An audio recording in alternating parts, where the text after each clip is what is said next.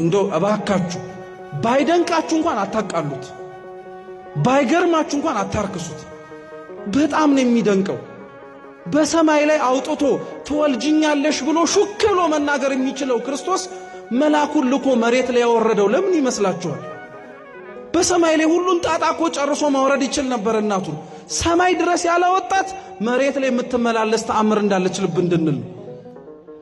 በእጆቹ የነካው እንጨት ሕይወት ከሰጠ፣ የተሰቀለበት መስቀል ሕይወት ከሰጠ፣ እሷ ሕይወት ላትሰጥ ነው? እሷ ታሪክ ላትቀይር ነው? እሷ ሕይወት ላታስተካክል ነው? አረ በትንሹ አትገምቷት። እሷ መንግሥተ ሰማያት ታስገባለች። ስሟ እኮ መርህ ለመንግሥተ ሰማያት እኮ ነው። ሌሎችም ጻድቃን በምልጃቸው ያስገባሉ እኮ። ተው ክርስቲያኖች፣ ተራ በሆነ ነገር ላይ ጊዜያችሁን አታባክኑ።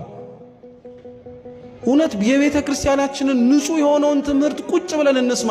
በዚህም በዛም በሚያወላግደው ነገር ላይ ጊዜያችሁን አታባክኑ። እርግጥ ነው ቀና የሆነ መልስ መስማት፣ የቤተ ክርስቲያኑን ትምህርት ማዳመጥ ግድ ነው። በሰማችሁት ወሬ ሁሉ ባደመጥነው ውርጅብኝ ሁሉ ግን አትረበሹ። እንዴ ስለሷ ተአምር ለማወቅና እሷ እናንተን በምልጃዋ እንዳዳናችሁ እኮ ለማወቅ ተአምረ ማርያም ተገልጦ እኮ መነበብ አይጠበቅበትም።